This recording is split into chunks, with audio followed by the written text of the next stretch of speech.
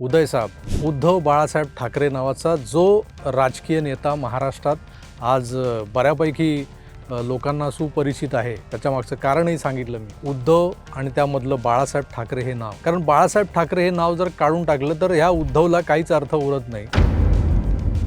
उद्धव बाळासाहेब ठाकरे जे आहेत त्यांना उदय साहेब कोण म्हणतं? उदय साहेब कोण म्हणतं हा जो प्रश्न आहे, तर उदय साहेब म्हणणारे लोक भेंडी बाजारमधले आहेत, नळ बाजारमधले आहेत. हे मोहल्ले कुठले? तर दक्षिण मुंबईत 1992 साली हे यांचं वर्चस्व जे डोकं वर काढून जगाला दाखवलं जात होतं, त्यांच्या नांग्या ठेचल्या होत्या कट्टर हिंदुत्ववादी नेता, हिंदू हृदय सम्राट, शिवसेना प्रमुख बाळासाहेब ठाकरे यांनी. त्यांनी एक आवाज दिला आणि हिंदूंमध्ये जे षंडत्व संचारलं होतं, तो हिंदू जो नांगी टाकून घरात बसला होता, तो फुटकारत बाहेर पडला आणि मग त्याने दुसऱ्यांच्या नांग्या ठेचल्या. तर आज जेव्हा आपण एक हिंदू म्हणून आपल्या धर्मरक्षकांकडे किंवा या धर्मासाठी झटणाऱ्या लोकांकडे बघतो, तेव्हा सगळ्यात आधी जी नावं येतात ते पहिले हिंदू हृदय सम्राट स्वातंत्र्यवीर विनायक दामोदर सावरकर, त्यानंतर ही हिंदू हृदय सम्राट पदवी ज्यांना द्यावीशी वाटली ते बाळासाहेब ठाकरे, आणि त्यांच्याच या घराण्यातले हे जे काही दिवटे आहेत त्या दिवट्यांनी नंतर चालवलेला हिंदुत्वाचा पोरखेळ, हिंदुत्वाच्या व्याख्या त्यांना वाटेल तशा त्यांनी बदलल्या. हाताला काम, ओठात राम असं आमचं हिंदुत्व. कुणाच्या हाताला कामं दिली यांनी? मराठी पोरांच्या हातात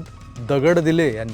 मुंबई बंद आणि दंगलीच्या वेळेला भिरकावायला सांगितले गेले. त्यातून झालं काय? यांची दहशत झाली, यांचं नाव झालं आणि यांची तळघरं भरली गेली. मराठी तरुण मात्र वडापावची गाडी टाकून आजही कुठल्या तरी गल्लीबोळात उभा असतो आणि त्यांच्या गाड्या आज म्युन्सिपाल्टीच्या त्या चोर गाड्या येऊन उचलून घेऊन जातात.